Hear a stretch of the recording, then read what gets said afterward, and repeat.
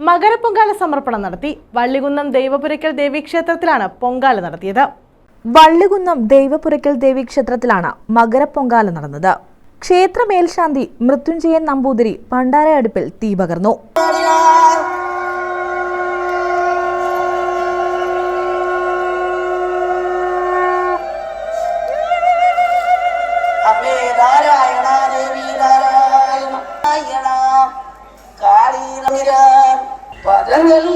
രാസരസങ്ങളാൽ ബോധ്യമനുകരിച്ചാർന്ന സർവരും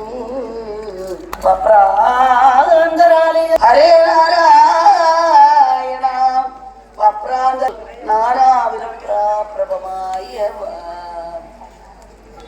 president Vasavan, secretary Ratheesh, ഖജാൻജി Harish തുടങ്ങിയവർ നേതൃത്വം നൽകി.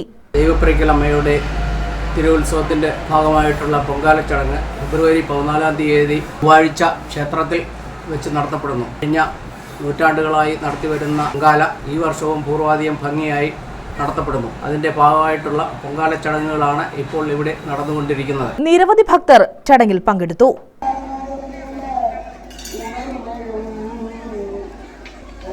രണ്ടുണ്ട് എന്നാകിൽ അതും വേറായുണ്ടാകില്ല മമ ഭക്തനും ഞാനും.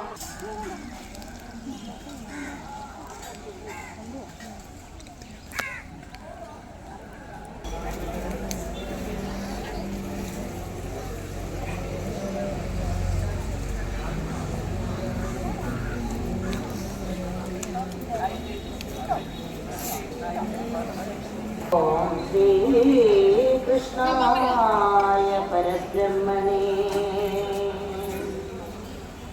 പരമാത്മനേ